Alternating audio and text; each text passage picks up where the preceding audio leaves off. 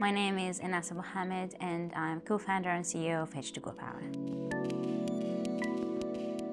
H2GO Power is a hydrogen tech business. We started H2GO Power to address mostly hydrogen storage problems around the industry. H2GO Power have become a very essential business to grow in order to address decarbonisation issues all around industries and transportations that are heavily emitting. Hydrogen is a very elegant solution for decarbonisation. The problem with it is that it's very difficult to store once you have produced it. And ideally you want to produce it in a green, clean way, where you take renewable energy, use that to split water, and that gives you green hydrogen. That very hydrogen is what we store. The problem with storing it is hydrogen is a happy gas. You need to compress it and lose a lot of energy in the process of compressing it. Obviously that has a cost. We convert it chemically into solid state and liquid state forms, and that gives you higher efficiency, lower cost of storage, and really enable implementing it at scale in many industries and projects. Today we build large-scale shipping container systems that can store hydrogen. We deploy them next to renewable energy, large-scale renewable energy developments. And that means that you generate hydrogen and store it in order to eliminate the need to burn more diesel and generate more emissions. But over time, we realized that actually there's so much missing around it.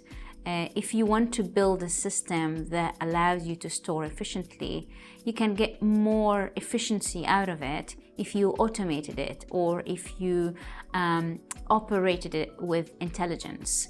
If you made it dynamic, if it collected data from the environment, it is implemented it, and if it was able to respond to supply and demand based on what's happening in the environment in real time. Finally, we arrived actually at realizing that in order to manage all these technologies together, you might need a software platform that is going to give you optimization from end to end, no matter what software, what hardware you put together in a project.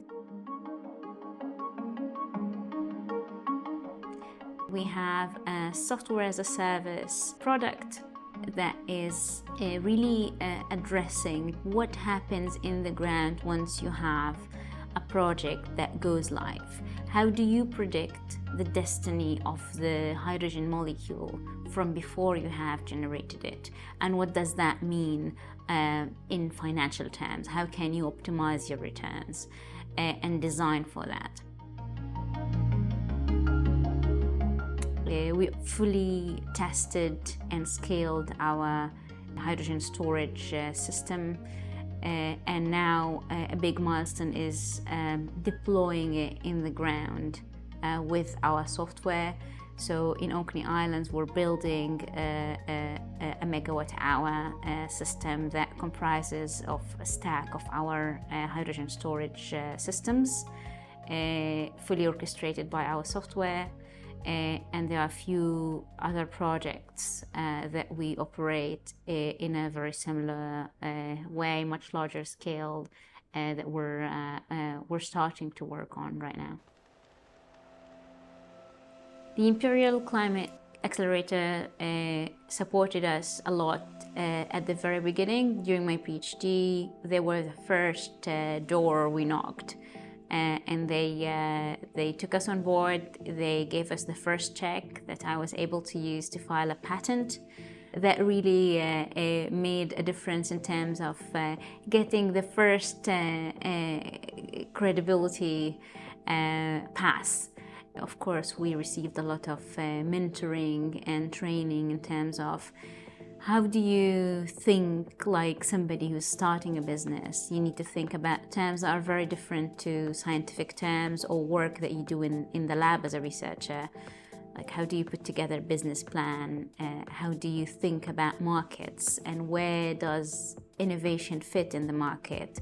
This is an engineering business, and many things don't work before they work. So sometimes you write a roadmap based on scenarios that things are going to work from the 5th attempt, and they actually takes 20 attempts before they work. Eventually they do work, and it's a milestone, and you celebrate it. But the journey to things actually working with science and technology, as you build things that nobody ever built before you, there's a big challenge in that. Keeping the team who's working on problems like that motivated is a challenge.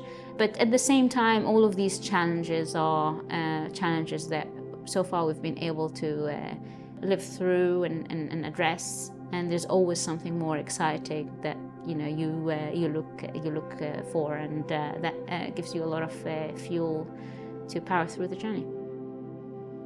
The more systems we deploy and the bigger our business becomes, that means less emissions will be emitted. By 2030, if we continue to grow the way we projected to grow, we could eliminate tens of millions of tons of CO2 emissions, and that has a huge environmental value. But at the same time, it means that we're providing reliable source of energy that could be at cost parity with whatever consumers are paying for today.